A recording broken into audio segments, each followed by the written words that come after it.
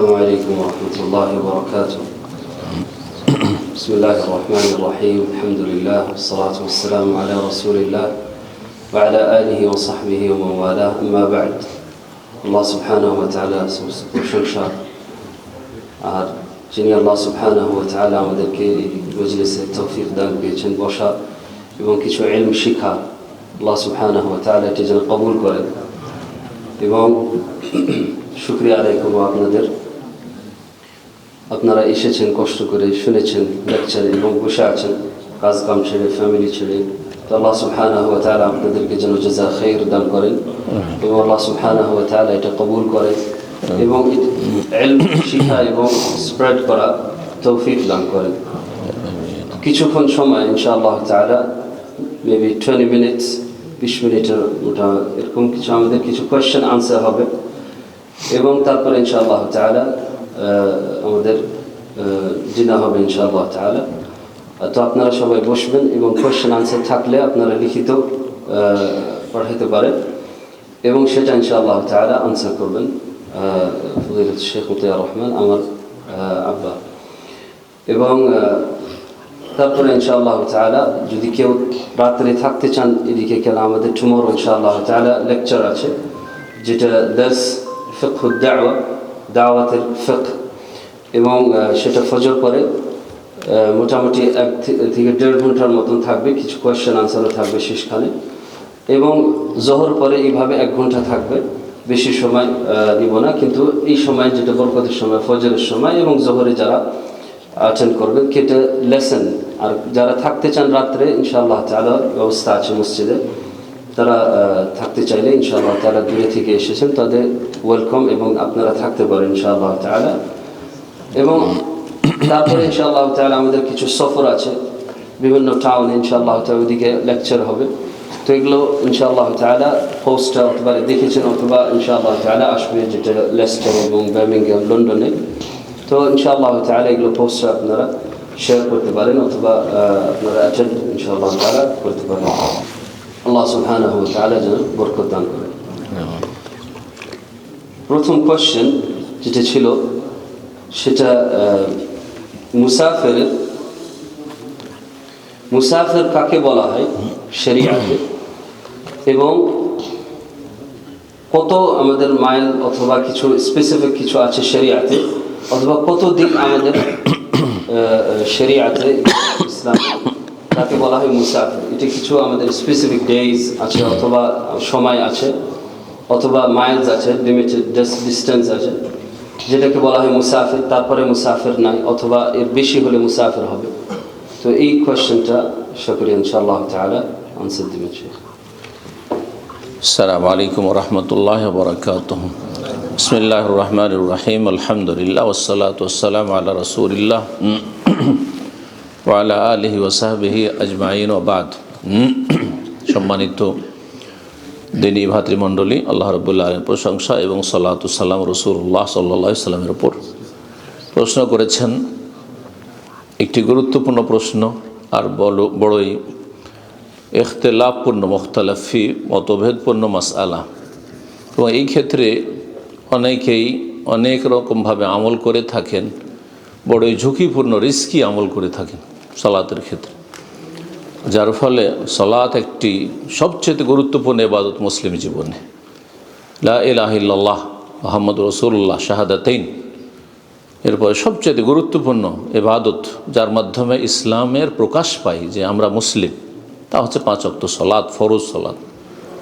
সুতরাং এই বিষয়টিতে অত্যন্ত এহতিয়াত, সতর্কতা অবলম্বন করা, সাবধানতা অবলম্বন করা এবং রিস্ক মুক্ত হওয়া, ঝুঁকি মুক্ত হওয়া খুব জরুরি, যেন আমাদের কোনো খাতরা, বিপদ না থাকে যে কবুল হইল না, করলেন আপনি সুবিধাবাদী হয়ে হালকা ফতোয়া নিয়ে আর হয়তো কবুল হইল না, এমনটা যেন না হয়। আল্লাহ রাব্বুল কোরআনে কারীমে একাধিক আয়াতে বলেছেন, বেশ কয়েকটি, হাফেজু আলা সালাত, সালাতের হেফাজত। হেফাজত কেমন করে করতে হয়? সুরক্ষা। ওয়াল্লাযিনা আলা সালাওয়াতিহিম ইউহাফিজুন, হেফাজত। তো সালাতের হেফাজত করতে হবে। আর সালাতের হেফাজতের বিভিন্ন দিকের একটি গুরুত্বপূর্ণ দিক হচ্ছে সন্দেহমুক্ত থাকতে হবে। কম পড়লে যদি কম আল্লাহর কাছে গ্রহণযোগ্য না হয়, আপনি এমন সুযোগ নিলেন যেটা আপনার অ্যালাউ নাই, হয়তো আল্লাহর কাছে সেটা গ্রহণযোগ্য নয়, তাহলে আপনার সালাতটা হেফাজত হলো না, আপনি ফরজ ত্যাগকারী হিসেবে থেকে গেলেন। আর যদি বেশি পড়ে নেন তো খুব বেশি তো আপনি উত্তম সুন্নত পালন করলেন না।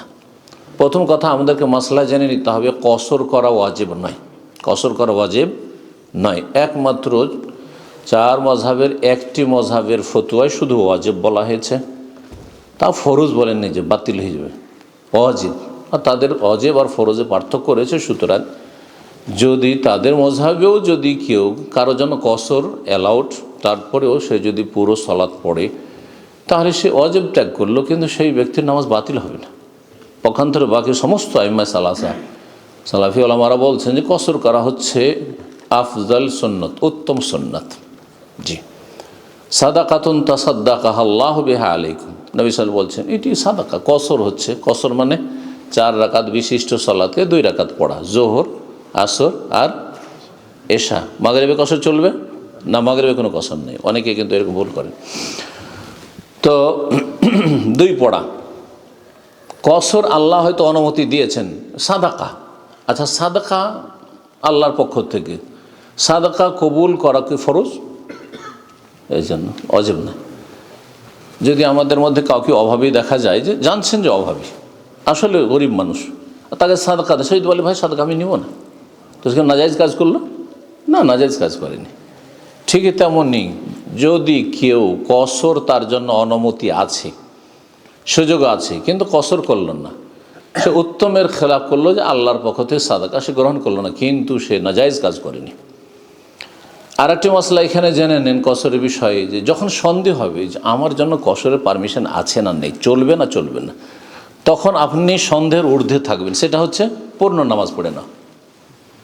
যেখানে আপনি মোতারাদ্দিদ যে চলবে না চলবে না, আর অনেকে এরকম সন্দেহ যে আমি এসছি এত দূর, আর এটা তো কসর চলবে কি চলবে না, বা ডেলি আমি আসছি, কসর চলবে কি চলবে না। যারা ট্যাক্সি চালাচ্ছেন এক শহর থেকে আরেক শহর, ডেলি যাচ্ছি ডেলি আসছি, প্যাসেঞ্জার নিয়ে যাচ্ছি আসছি, এইরকম মশলাগুলিতে ইখতিলাফ রয়েছে আমাদের। একদল কসর করতে বলছেন, আরেক দল বলছেন না চলবে না। তো আমার সন্দেহ মাসলায় কোনটা নেব? আপনি কসর করিয়েন না, সন্দেহ মুক্ত। আমি 4 পড়লাম, আল্লাহ রব্বুল আলামিন 4 আমার কবুল করবেন, কিন্তু 2 পড়লাম, যদি 4 ফরজ থাকে তো আল্লাহ কবুল করবেন না। ভালো করে জানেন, কিন্তু আপনার জন্য 2-এর অনুমতি নেই, 4ই পড়তে হবে। আপনি মুসাফিরের হুকুমে না, আর যদি আপনি কসরের সুযোগ নেন তাহলে কিন্তু আপনি ফরজ ত্যাগকারী হিসাবে আল্লাহর কাছে গণ্য হইলেন। সতর্ক সাবধান এই ক্ষেত্রে। এখন 2টো বিষয় ইখতিলাফ রয়েছে কসরের, খুব বেশি ইখতিলাফ। একটি হচ্ছে দূরত্বের বিষয়, যে কত দূর গেলে মুসাফির আপনাকে মুসাফির গণ্য করা হবে। দূরত্ব, ডিস্টেন্স আমরা গণ্য করব, না কি যেটাকে সফর বলা হয় সেটা সফর। এই 2টো মত এই ক্ষেত্রে রয়েছে, বিস্তারিত বলছি। আর একটি বিষয় ইখতিলাফ রয়েছে, যে কদিন পর্যন্ত কসর করতে পারবো, কদিন পর্যন্ত মুসাফিরের হুকুমে থাকবো আর কসর করতে পারবো। তাহলে আগের মাসলা বলি, দূরত্বের বিষয়টি অধিকাংশ ওলামারা বলছেন 48 মাইল, মানে আনুমানিক 80 কিলোমিটার। 80 কিলোমিটার মতো যদি ডিস্টেন্স হয় আপনার শহর থেকে, আপনার শহর যেখানে শেষ হচ্ছে সেখান থেকে, বিশাল শহর ধরেন, বড় শহর, আর আপনি শহরের আপনি মিডিলে থাকেন, তাহলে মিডিল থেকে না, শহরের বাইরে থেকে ধরবেন, দিয়ে যদি 80 কিলোমিটার বা 48 মাইল হয় তাহলে কসর করবেন। এটা অধিকাংশ ওলামাদের মত। কিন্তু শাইখুল ইসলাম ইবনে তাইমিয়া রাহিমাহুল্লাহ, মুহাক্কিক অনেক গবেষক ওলামারা বলছেন যে না, এই বিষয়ে কোনো শক্তিশালী দলিল যেহেতু নাই, সুতরাং আমরা সফরের মাইল আর কিলোমিটার এগুলোতে যাব না। তাহলে কি তারা বলছেন যে ওরফে, অর্থাৎ সেখানকার সমাজে, ওরফ মানে সেখানকার ট্রেডিশন কোথায়, সেখানকার সমাজে কোনটাকে সফর বলা, কাকে মুসাফির বলা হয়, কাকে মুসাফির বলা হয় না। আর এটাই বেশি শক্তিশালী মত। তাহলে আপনাকে মুসাফির, এখান থেকে ম্যানচেস্টার যাবেন, মুসাফির আপনি যদি আমি সফর এসেছি বলবেন? কখনো বলবেন না। হ্যাঁ, এখান থেকে একটু বিনোদনের জন্য পাহাড়ি এলাকা আপনি 15 কিলোমিটার 20 কিলোমিটার দূরে গেলেন, ধরেন মাঠে ঘাটে আপনি কোথাও গেলেন, বলবেন যে আমি মুসাফির? না, আমি একটু বিনোদন করার জন্য একটু এসছি, ছেলে মেয়েদেরকে নিয়ে একটু ঘুরাইতে এসছি, হাওয়া খেতে এসছি। মুসাফির না, মায়ুতলাক আলিহিস সফর, এটাকে সফর কখনো বলবেন না। আপনাদের পরিভাষা তো আপনি সফর বলবেন। তাহলে সফর যখন নয়, তা আপনি মুসাফির কিসের হলেন আপনি? তাহলে ওরফান যেটাকে সফর বলা হয়, মানে সফর কাকে বলা হয়?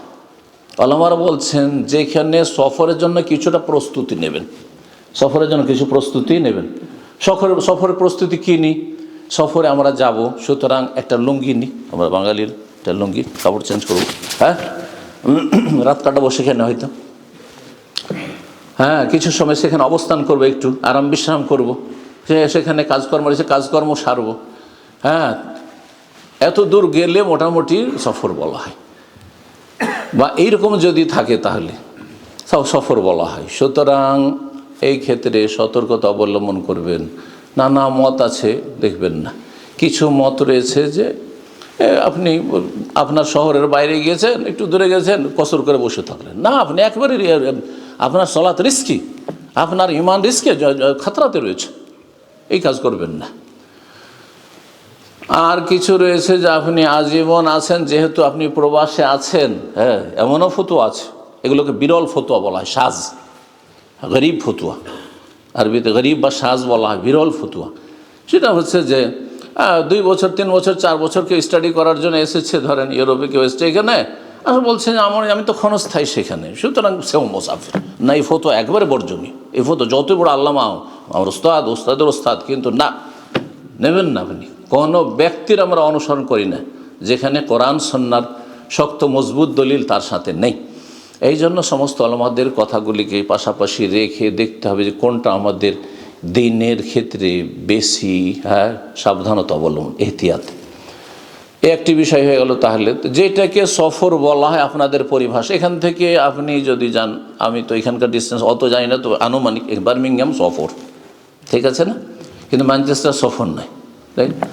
এখান থেকে 15 কিলোমিটার দূরে গেছেন, এটা সফর নয়। 10 কিলোমিটার গেছেন, সফর নয়, হ্যাঁ, বরং দূর এতটা হবে যেটা সফর মোটামুটি। সেটা জরুরি নয় যে 48 মাইল হইতে হবে, কিন্তু যাতে করে যেন সফরে গেছেন আপনি, একটু প্রস্তুতি নিয়ে গেছেন সেখানে সফরে।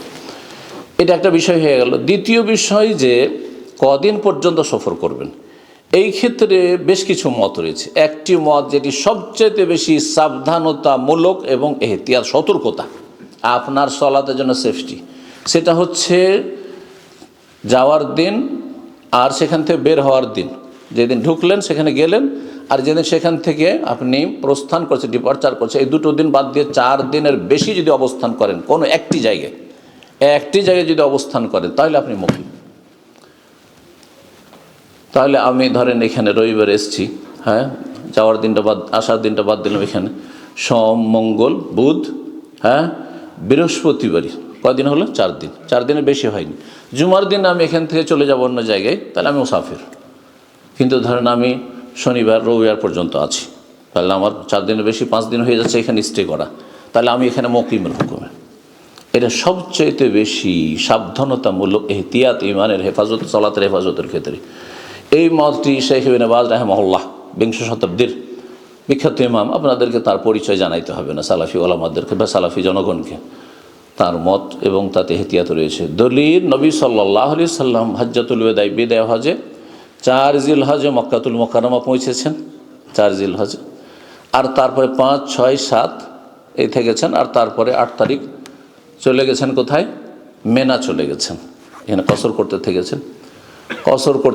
আর তারপর তখন মেনা গিয়ে, তো মেনায় আর আরাফা মুজদালিফা ওগুলোতে কসর, অনেক ওলামারা বলছেন ওখান থেকেও যারা হাজি এহরাম অবস্থায় থাকলে কসর করবে, এই জন্য সেটা কসর সফরের জন্য নয়, নসকের জন্য, যেমন অনেক আইম্মা কেরাম, মালিক বা অন্যরা বলেছেন, এটাই ঠিক। এই জন্য মক্কার লোকেও যদি হজে থাকে, মেনায় মুজদালিফায় আরাফায় তারা কসর করবে, এইটাই সহিহ সুন্নাহ, বুঝতে পারছেন না? কিন্তু এই সময়টা মদিনা থেকে গেছেন রাসূলুল্লাহ সাহাবায়ে কেরামদেরকে নিয়ে, তিনি 4 দিন পর্যন্ত কসর করেছেন এখানে। এই জন্য 4 দিনটা এটা বেশি সতর্কতামূলক মত। বুখারীতে একটি হাদিস রয়েছে 19 দিনের, এই জন্য অনেক আহলে হাদিস ওলামাদের বলে 19 দিন পর্যন্ত করতে থাকেন। কিন্তু নবী সাল্লাল্লাহু আলাইহি ওয়াসাল্লাম 19 দিন কিন্তু আগে থেকে নিয়ত করে থাকেননি। এখানে আরেকটি মাসলা চলে আসে, যদি কোনো জায়গায় যান, আপনি বিশেষ কাজে গেছেন, আর কাজ শেষ হলেই চলে আসবো, কাজ শেষ হলেই চলে আসবো, কিন্তু কাজ শেষও হচ্ছে না। এই কালকে হয়ে যাবে, তো পরশু হয়ে যাবে, এই তারপরের দিন হয়ে যাবে, করতে করতে করতে 19 দিন কেন, 2 মাস 3 মাসও যদি হয়ে যায়, কারো কাছে টাকা গিয়েছেন, টাকা পয়সা পাবেন বা কিছু পাবেন আপনি, বা কোনো ব্যবসা বিজনেস রেখেছেন, এই কালকে কাজ শেষ হলে, অফিসিয়াল কাজ আছে, কালকে হলেই আমি চলে যাব, কিন্তু হচ্ছে না কাজ, এই হ্যাঙ্গিং হয়ে আছেন। আর তারপরে আপনার চলে গেল 2 মাস 3 মাস, তাহলে কসর করতে থাকেন, কারণ অনির্দিষ্ট আপনার সেখান থেকে প্রস্থান, সেই জন্য রওনা হওয়া করতে পারবেন। তো এই ক্ষেত্রে ওই হাদিস প্রযোজ্য। এটা নয় যে নবী সাল্লাল্লাহু আলাইহি ওয়াসাল্লাম 19 দিন কসর করেছেন, কিন্তু নবী সাল্লাল্লাহু আলাইহি ওয়াসাল্লাম এই করে যাননি যে এই 19 দিন থাকবো, এই কাজ শেষ হলেই চলে যাবে, এটা শেষ হলেই চলে আসবে, এটা শেষ হলেই চলে আসবে। হ্যাঁ, কিন্তু কাজে কাজে কাজে কাজে আজকাল করতে করতে সময় লেগেছে, তাই থেকেছেন। সুতরাং 19 দিনের হাদিসকে দলিল হিসাবে নেওয়া উচিত হবে না। আর একটি মত হচ্ছে 15 দিনের, আপনারা জানেন, কারণ পাশাপাশি তাদের যাদের পাশে থাকে তাদের সংখ্যা বেশি, তারা 15 দিনের উপর আমল করে, কিন্তু 15 দিনের হাদিসটি জয়ীফ, দুর্বল। 15 দিনের হাদিস হচ্ছে জয়ীফ, দুর্বল। 15 দিন কোনো সফরে নবী সাল্লাল্লাহু আলাইহি ওয়াসাল্লাম ছিলেন না, সহিহ সনদে প্রমাণিত নয়। তাহলে হয়েছে কি, আসলে 17 দিন থেকেছেন, আর একদিন যে সেখানে ঢুকেছেন, আর একদিন সেখানে বেরিয়েছেন, টোটাল 19 দিন হলো। ওই একটাই হাদিস, ওই হাদিসটি সহিহ বুখারীর, যাওয়ার দিন আর বের হওয়ার দিন 2 দিন, আর 17 দিন সেখানে স্টে করেছেন, তার 19 দিন হইল। এখন ওইটাকে বর্ণনাকারী বুঝেছেন যে নবী সাল্লাল্লাহু আলাইহি ওয়াসাল্লাম 17 দিন, হ্যাঁ 17 দিন, আর 17 দিনটা ভেবেছেন যে সেটা হচ্ছে আপনার যাওয়ার দিন একদিন, আর সেখান থেকে বের হওয়ার দিন, তাহলে কত টোটাল ওখানে থাকা কতদিন হয়ে যায়, 15। এইভাবে তিনি ভুল বর্ণনা করেছেন, হাদিস আসলে সহিহ নয়। এই জন্য 15 দিনের ওপর আমল করবেন না, 19 দিন আমল করতে যাবেন না। দীর্ঘ সময় বছরকে বছর আছেন, আর কেউ ফতোয়া দিল সেই জন্য কসর না, আপনি মোটেই মুকিম না, সেখানে আপনি না মোটেই মুসাফির না, সেখানে আপনি মুকিম হয়ে গেছেন। আর যেমনটা বললাম যে আপনার সালাতের ক্ষেত্রে এহতিয়াত করার জন্য 4 দিনের বেশি কোথাও স্টে করেন যদি, তবে 3 দিন করে গোটা ইউকেতে ধরেন আমি 22 দিন থাকবো, কিন্তু কোথাও 4 দিন বেশি থাকবো না, প্রত্যেক জায়গায় 2 দিন, এখানে 4 দিন থাকলাম, 3 দিন 4 দিন থাকলাম, তারপরে বার্মিংহামে 2 দিন থাকলাম, আর কোথাও থাকলাম, এই করতে করতে 22 দিন আমি কসর করতে পারবো। আশা করি বিষয়টি ক্লিয়ার হয়েছে। সালাতের ক্ষেত্রে সব সময় সতর্কতা অবলম্বন করবেন। জাযাকুমুল্লাহ খাইর। যেগুলো জরুরি সেগুলো বলো। আর কি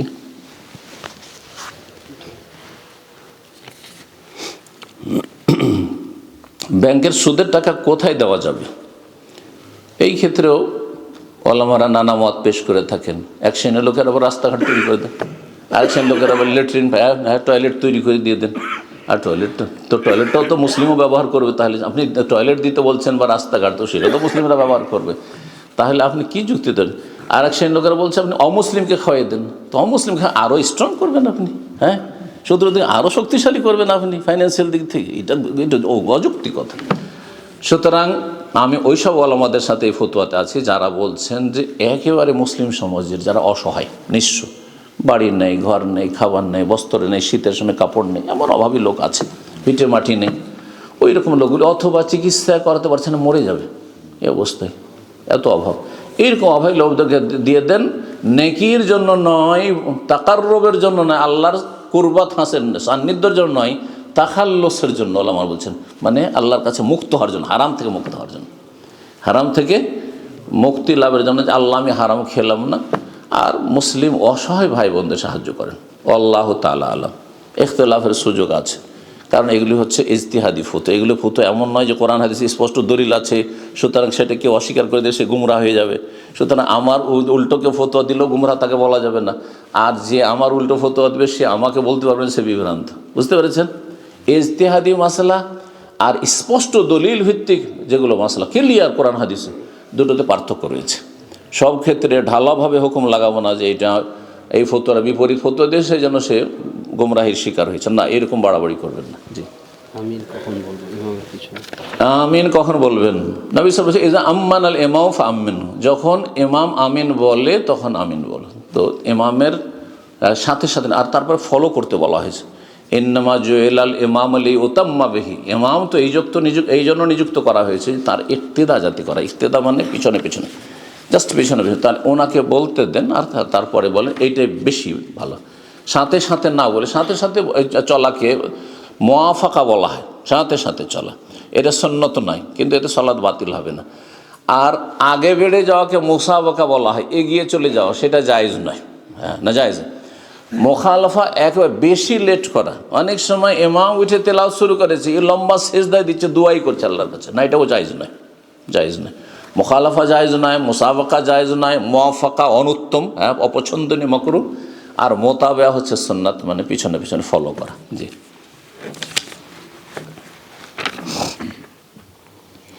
অমুসলিম দেশে বসবাস করা কি জায়েজ? বেশ কিছু শর্তের সাথে জায়েজ, বিনা শর্তে জায়েজ না।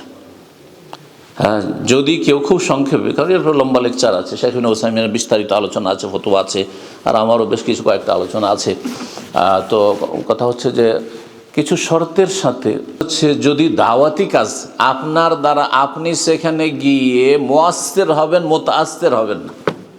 আরবি দুটো শব্দ। মুআসসির মানে অন্যের ওপর প্রভাব ফেলতে পারবেন, অন্যকে ভালো মানুষ বানাইতে পারবেন, আপনি অন্যের দ্বারা প্রভাবিত হয়ে খারাপ হবেন না, এই শর্ত যদি থাকে, হ্যাঁ, এবং শুধু নিজে নয়, আপনারা যারা 30-40-এর পরে এসেছেন, ইমানদার হয়ে এসেছেন, মাশাআল্লাহ, এখনও ইমান নিয়ে আছেন, নামাজ নিয়ে আছেন, কিন্তু আপনার আগামী জেনারেশন কী অবস্থা, সেটা আপনাকে অনেকবার চিন্তা করতে হবে, যে এদেরকে নিয়ে স্থায়ী থাকলে এদেরকে কি রক্ষা করতে পারবো?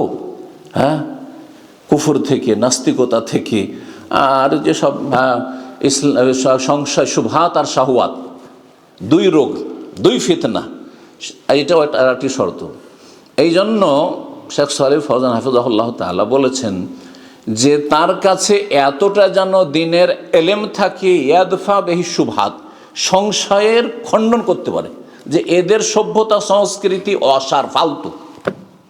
হ্যাঁ, ইসলাম হচ্ছে, ইসলামের সভ্যতা, তাহজিব, সাকাফত, এটি হচ্ছে আসল। হ্যাঁ, এইটা যদি ধরে রাখতে পারেন এবং মানুষ ডিফেন্স করতে পারেন আপনি, যাতে আপনার ওপর কোনো রকমের বাতিল আকীদা, ভ্রান্ত বিশ্বাস আপনার ওপর যেন অ্যাটাক না করতে পারে, শুবহাত থেকে যদি নিজেকে ডিফেন্স করতে পারেন, তাহলে তার জন্য কি লাগবে? ইলম লাগবে, দ্বীনের জ্ঞান। 2 নম্বর হচ্ছে আইয়াকুন ইনদাহু আমাল ওয়া তাকওয়া, এতটা আমল, নেক জীবন হইতে হবে, তাকওয়া, আল্লাহ ভীরুতা হইতে হবে, ইয়াদফা বিহি শাহওয়াত, যে কুপ্রবৃত্তির যে আক্রমণ হচ্ছে সেটা থেকে নিজেকে রক্ষা করতে পারবে, ব্যভিচার থেকে বাঁচাতে পারবে, হ্যাঁ, আর তারপর নারী ফিতনা থেকে বাঁচাতে পারবে, আর এই নোংরামি থেকে বাঁচাতে পারবে, হ্যাঁ, মদ থেকে, মাদক দ্রব্য থেকে বাঁচাতে পারবে, হারাম খাওয়া থেকে, হারাম রোজগার থেকে বাঁচাতে পারবে।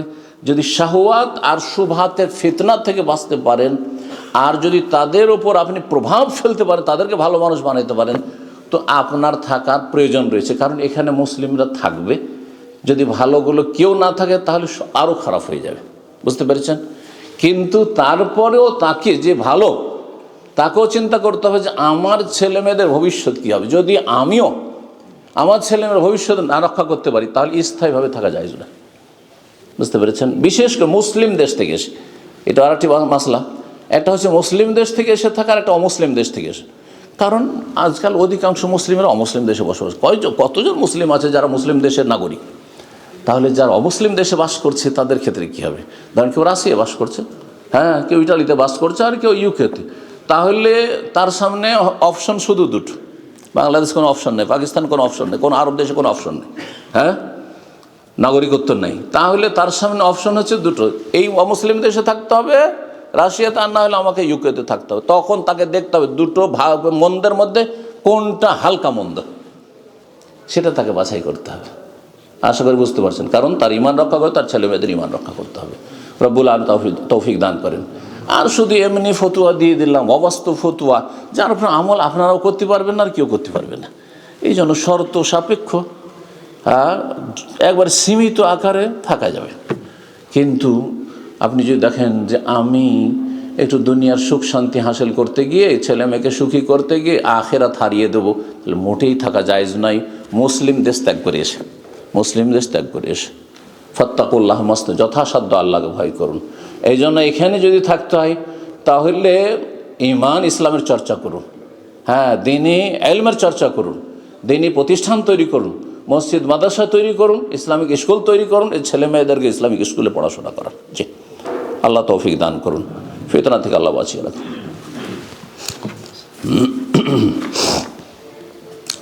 মোজা মাসা করার পদ্ধতি কিভাবে করতে হবে? মোজা কাকে বলে? মোজা বাংলায় মোজা সবই মোজা, তাই না? চামড়ার হইলে মোজা, আর কাপড় হইলেও মোজা বাংলায়, তাই না? কিন্তু আরবিতে দুই রকমের মোজা আছে। একটা হচ্ছে খুফ, যেটা চামড়ার তৈরি, এটাকে খুফ বলা হয়। মোজা যে চামড়ার মোজা, এর হাদিস মোতাওয়াতির। এটা যদি কেউ অস্বীকার করে তাহলে সে গোমরাহ পথভ্রষ্ট। বুঝতে পেরেছেন না? মোতাওয়াতির হাদিস একবার সবচেয়ে শক্তিশালী হাদিস।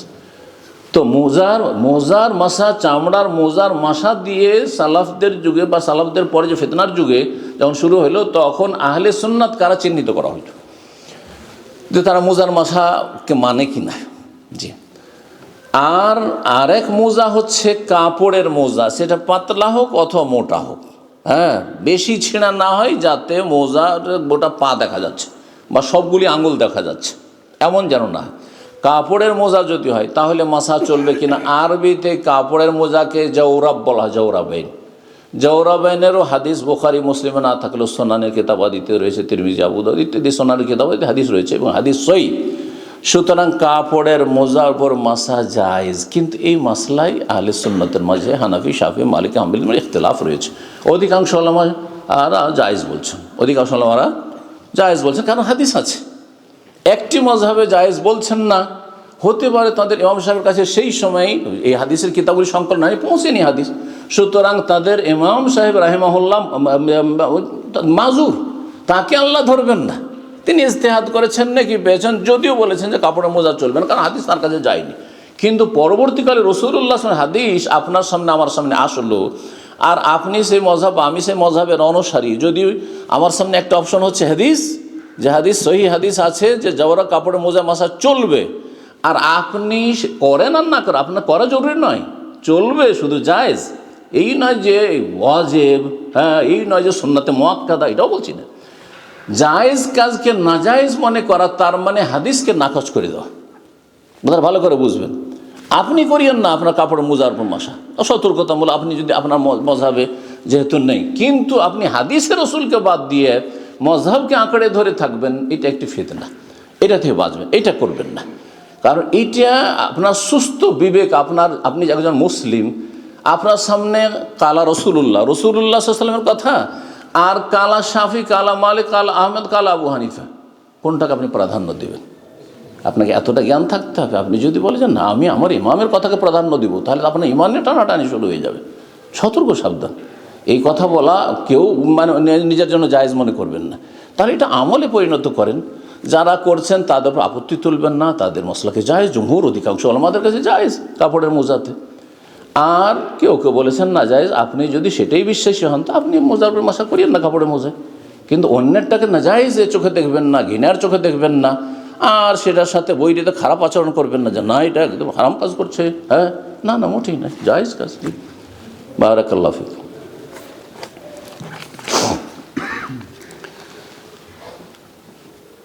বলছেন যে শেখ, আমি সালামের পরে ওয়ালাইকুম আসসালাম রহমতুল্লাহ বরকাত, আমি ম্যানচেস্টার থাকি, মদিনা যাব, মদিনা থেকে মক্কায় যাবার পথে জুলহুলাইফা থেকে ইহরাম বেঁধে ওমরা করতে পারবো কি? কেন পারবেন না? সেটি তো বরং মদিনার যে মিকাত, সেই মিকাতের দুটো বৈশিষ্ট্য আছে। একটি হচ্ছে নবী সাল্লাল্লাহু আলাইহি ওয়াসাল্লামের বাচনিক হাদিস যে ইহিল্লু আহলুল মদিনা মিন জুলহুলাইফা, মদিনা হয়ে যারা অতিক্রম করবে বা মদিনাবাসী তারা জুলহুলাইফাতে ইহরাম বাঁধবে, তাহলে কওলি হাদিস ও আমল হলো, বাচনিক হাদিস। আরেকটি হচ্ছে নবী সাল্লাল্লাহু আলাইহি ওয়াসাল্লাম তার ইহরাম বেঁধেছেন হজ উমরার কোত্থেকে? জুলহুলাইফা থেকে। তায়েফ থেকে নবী সাল্লাল্লাহু আলাইহি ওয়াসাল্লাম ইহরাম বাঁধেননি, ইয়ালামুল্লাহ থেকে ইহরাম বাঁধেননি, সেটা বাচনিক কওলি হাদিস, শুধু ফেলি হাদিস না, আমল নয়। তাহলে মদিনার মিকাত, যে 5টি মিকাতের মধ্যে সবচেয়ে উত্তম মিকাত বলতে পারেন আপনি।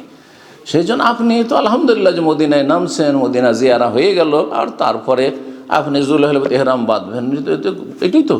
কারণ বরং মিকাত ক্রস করা আপনার জায়েজ নাই, কারণ নবী সাল্লাল্লাহু আলাইহি ওয়াসাল্লাম হুন্না লাহুন্না ওয়ালিমান আতা আলাইহিন্না মিন গায়রি আহলিহিন্না মিম্মান আরাদাল হজ্জ ওয়াল উমরা।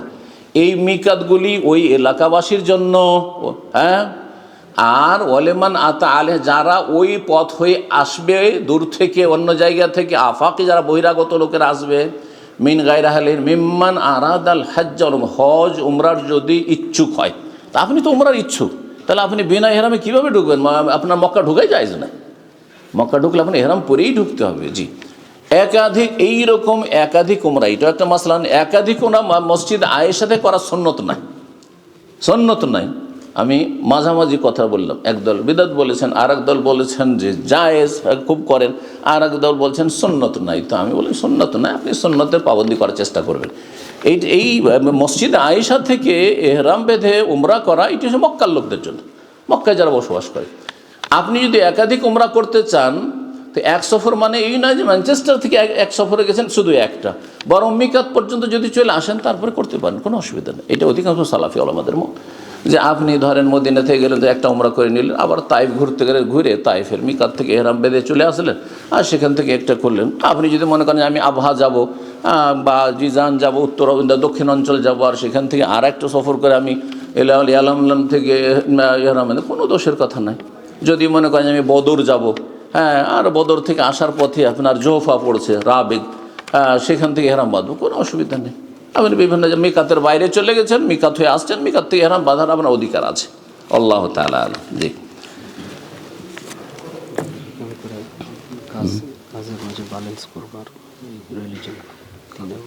কাজ এবং ইংলিশে তিনি প্রশ্নটা করেছেন, বলছেন যে আমার যে কাজ, বিজনেস, দুনিয়া এবং আমার যে রিলিজিয়ান, ধর্ম, দিন পালন, এই দুটোতে কেমন করে ব্যালেন্স করব। আল্লাহর হক আগে আদায় করবেন, আর তারপরে আপনি নিজে রোজগার করবেন।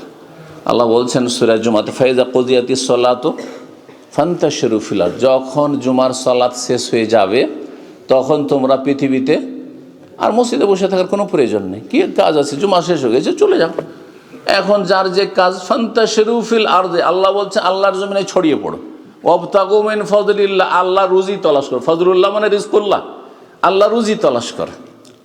তো এখানে আগে সলাৎ বলা হয়েছে আর তারপরে রোজগার বলা হয়েছে। সুতরাং ফরজ নামাজের সময় যেমনই আজান হইল, কাজকর্ম বন্ধ করে দেন, আর তার মসজিদে আসেন যদি কাছে মসজিদ থাকে।